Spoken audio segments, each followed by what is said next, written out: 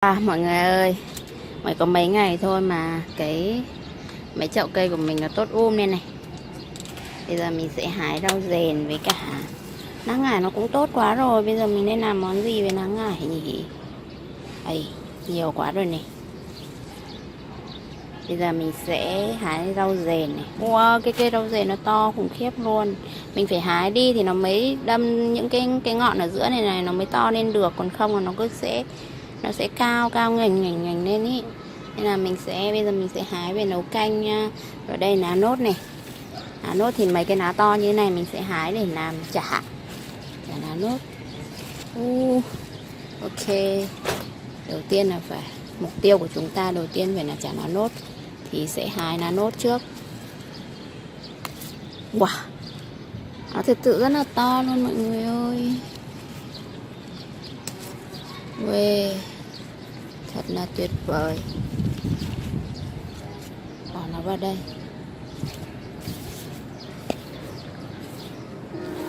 Mình sẽ để cái này ghệ vào đây. Hy vọng nó sẽ không bị chết cái cây. Ok, được 3 cái to.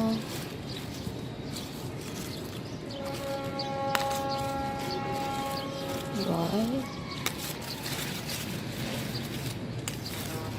Mấy cái lá nốt này ăn cái lá già nó sẽ thơm hơn ấy. Của mình còn non nhưng mà cũng rất là thơm. Thơm lắm. Wow, những cái lá nhỏ mà già này mình cũng hái nhá, để mình băm vào trong nhân ấy. Còn lá to thì mình sẽ quấn ở bên ngoài. Đó. Ok, như vậy là được rồi mọi người. Như này là được rồi. Bây giờ hái rau dền để nấu canh nhá.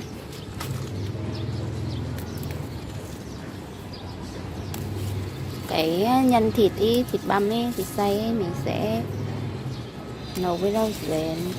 Wow, cái rau dền ở cái chậu này là mình trồng xả đấy mọi người ạ. Mà xả thì như thế này, còn rau dền thì nó tốt lên. Trời ơi, rất nhiều.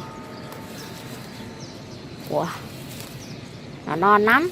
Mọi người ơi, bấm bằng tay mới thấy nó non. Wow, nhiều ghê. Mình nên hái hết một lượt cho mai nó nên đều, nó đẹp.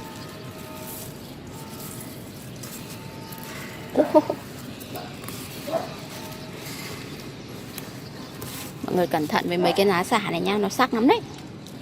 Ok, bỏ vào đây. Này, rau muống này là cây này cây ớt này. Rau muống này là cái chậu này ngày xưa mình trồng rau muống ấy, xong mình có ấy đi rồi mà xong lâu ngày nó lại mọc lên thì mình lại ăn thôi. Đấy. Không chủ trồng đâu mà nó to thế này, mình nấu lẫn với rau dền cũng được. Đây bên này cũng có này. Ô, sao con bun nhà mình nó cắn đấy này, không biết có ai. Mình đang ở trên sân ấy, nó cứ mọc xen canh vào vậy. Là cái lý do là tại vì ngày xưa mình trồng một cái rau khác, xong đến khi mình đảo đất lên để mình trồng rau khác ấy, nó lại bắt đầu nó lên lại những cái rau cũ. Đấy. Ok, được bằng này rau muống chúng ta đã được. Còn này thứ rau mùi gai cũng tốt quá nè. Mới trồng đấy, mình trồng chưa được 1 tháng à mà nó lên như này. Mình sẽ hái vài ngọn cho thơm.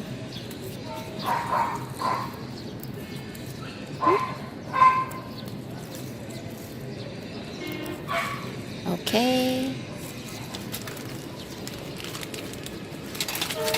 Ủa, đây là thành quả của chúng ta. Như này là đủ cho mình ăn một bữa rồi. Thôi chúng ta đi về nấu tiếp nha. Đây, phần rau mình rửa sạch rồi này mọi người. Mình nhặt mấy cái lá này, lá to to ấy, mình nhúng vào với cả nước nóng nhá. Nước này nước nóng đấy mọi người ạ, để cho nó bớt giòn ấy. Mình còn cuốn mà. Mấy cái lá to thôi, còn lá nhỏ thì mình để mình làm nhân ấy. Mình thái vào trong nhân một xíu cho nó thơm. Chắc là được rồi ha. Còn cái này thì mình để mình cuốn vào nhân. Mấy lá rồi. Đó. Nước này nước nóng đấy, mình vừa mới đun xong. Cắm một xíu nước ngâm vào đây cho nó mềm mềm ra. Còn trong lúc chờ đợi thì mình thái mỏng cái này nha mọi người. Để tạm lên đây đi. Thái thật nhỏ ra nha.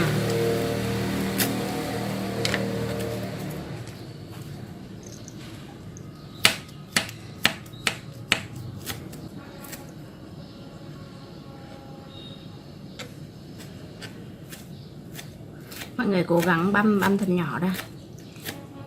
Thì nó, tại vì mình thái bình thường nó sẽ thành cái sợi dài, mình sẽ rất là khó làm. Đấy, cho tất cả vào đây. Chả lá nốt thì mọi người nên cho một ít lá nốt vào trong nhân thì nó sẽ thơm. Thực ra là cái nhân lá nốt này nó chỉ cần thịt với lá nốt thôi, với một chút hành thôi. Nhưng mà do mình còn thừa từ lúc làm chả kia kìa, nên là mình đảo đều lên nha. Quay đều, quay đều, quay đều. Tròn tròn, quay đều và quay đều. Ok, giờ vớt cái này ra nè, vớt cái này ra. Đấy, bây giờ nó mềm oặt rồi này. Mềm như sợi bún. Đó. À, cái này nó sẽ không giữ được như cái chả bình thường kia đâu, nên là mọi người phải bật bếp trước nhá, để lửa nhỏ nhỏ thôi. Ok, bây giờ cuốn cái này nè. Bình thường mọi người cuốn thì mọi người cuốn từ cái này trước hay từ cái này trước? Mình thì mình thích cuốn từ cái này trước. Yeah.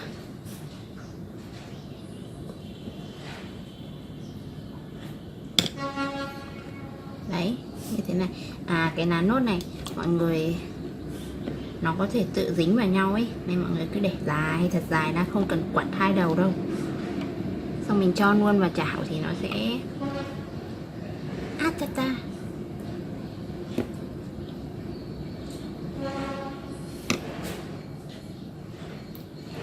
Nó sẽ dính vào ấy. Cái thế và cuộn tròn thôi. Đấy, xong rồi, bỏ nó vào đây. Đấy, bí kíp là các bạn dùng cái này, ấn hai đầu xuống. Đấy,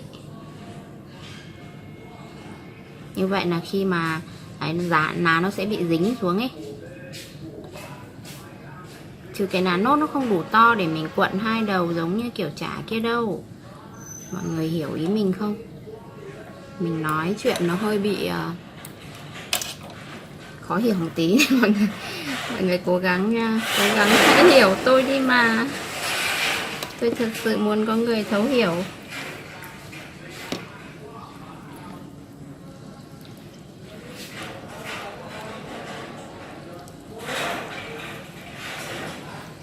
Yeah.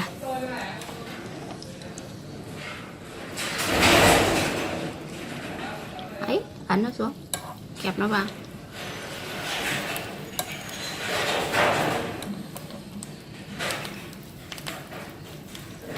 Ok. Và cứ thế tiếp tục làm thôi.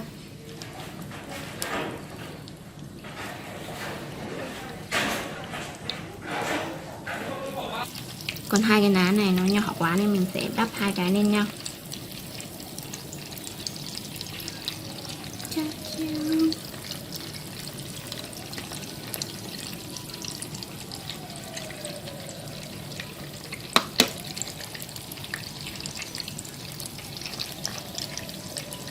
Ô, hy vọng là thành công bởi vì nó quá nhỏ.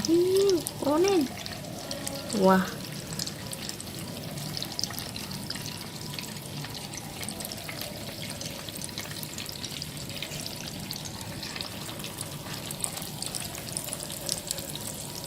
Ok, bây giờ chỉ cần trông nó đảo thôi mọi người.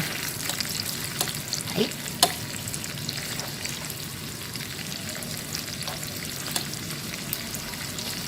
Cái phần lá nó bị cháy đi ấy, nó sẽ hơi úa đi một tí. Nhưng mà đảo cẩn thận nha mọi người, cái này nó dễ bục lắm. Đây này, nó bục vào đây này. Hiu hiu. Đó. Cái này thì do nó có 2 lá ấy, nên mình, còn nó còn làm sau cùng nữa nên mình sẽ để từ từ mình mới đảo. Đảo bây giờ nó sẽ bung mất. Đấy. Đảo nó thôi. Ui mọi người, nín thở và cầu nguyện nó không bị bể đi. Wow, trời ơi, mình lại thấy mình giỏi quá mức rồi. Đảo tiếp nào, đảo tiếp nào.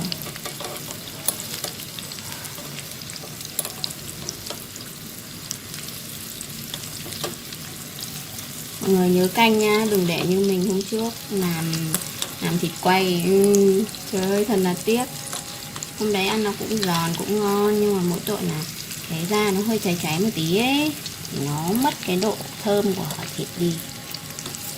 Hơi buồn một xíu thôi nhưng mà ăn vẫn rất là ngon mọi người ạ. Nó sắp chín rồi đấy mọi người ạ. Trong lúc chờ đợi thì mình đi thái rau để tí nấu canh ăn nha.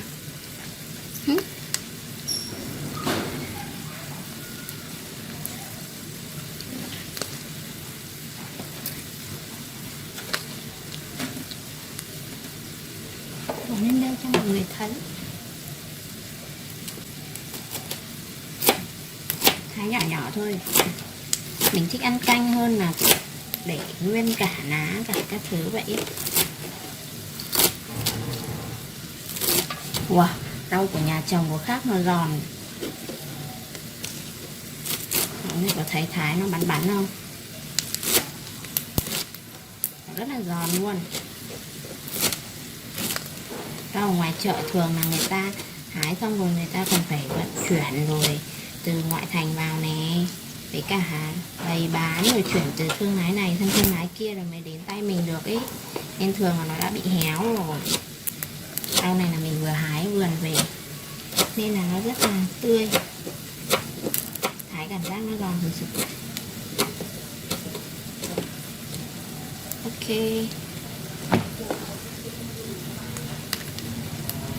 vào đây để tí nữa nấu canh.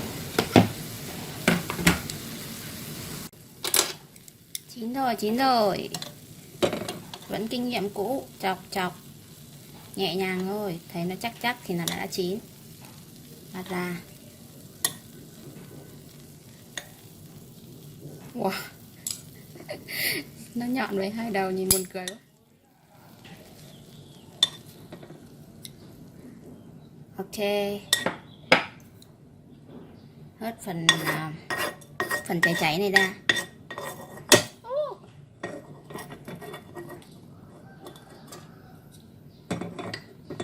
Sau đó thì thái vào đây một củ hành.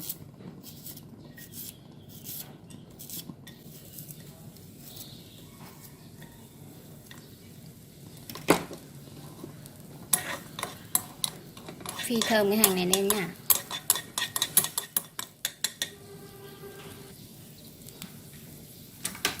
Cho vào đây một ít thịt. Xào đào. Đều tay, nhanh tay. Ok, thịt hơi săn lại thì sao thì từ từ cho săn đã, chưa có săn mà đã hối. Đấy, hơi săn rồi thì đổ vào đây một ít thịt, ít nước. Vặn lửa to và chờ nó sôi lên nha mọi người.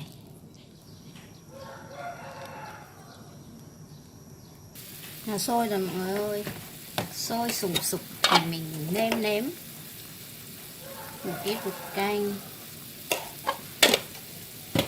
sau đó đến một ít bột ngọt hay còn gọi là mì chính, sau đó thử nếm.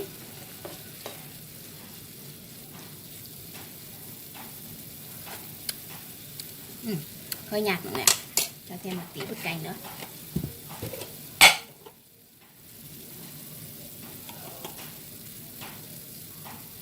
Chắc vừa rồi đấy. Sôi sùng sục lên như này thì thả rau. Cho em rau này tắm nước sôi. Tắm đi em. Tắm đi cho thân vừa trắng lại vừa tròn. Xong rồi em sẽ mềm mại và vào bụng chị.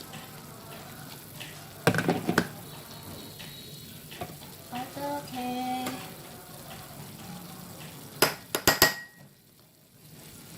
Đảo lên cho nó chín nha mọi người. Bây giờ thì chờ nó chín nữa thôi. Đó mọi người, chờ cho nó chín rồi múc ra và ăn cơm nha. Sau bao nhiêu năm thế kỷ chờ đợi nó đã sôi rồi mọi người ạ. Bây giờ sôi rồi mọi người nêm nếm lại cho vừa khẩu vị nhà mình nhá. Nếu mà nhạt thì cho thêm một canh. Còn nếu mà mặn thì mọi người tiêu rồi. Nếu bị mặn thì tiêu thật đấy. Vừa thôi chứ canh này thì dễ sửa mà. Nếu mà nó bị mặn thì mình có thể cho thêm nước mà. Thôi bây giờ múc ra và ăn cơm nha mọi người.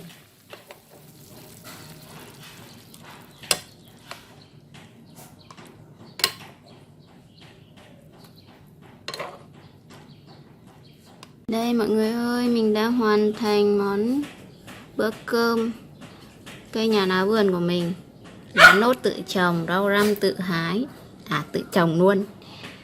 Nước mắm tỏi ớt và canh rau dền với thịt, một quả quýt, một quả chanh và một cái bánh. Đấy, như thế này là được bữa cơm bình dân và rất là ngon rồi phải không mọi người? Mọi người hãy làm và ăn thật là ngon nha. Chúc mọi người ngon miệng. Và đừng quên nhấn like, share và subscribe kênh để ủng hộ mình nha. Xin chào và hẹn gặp lại.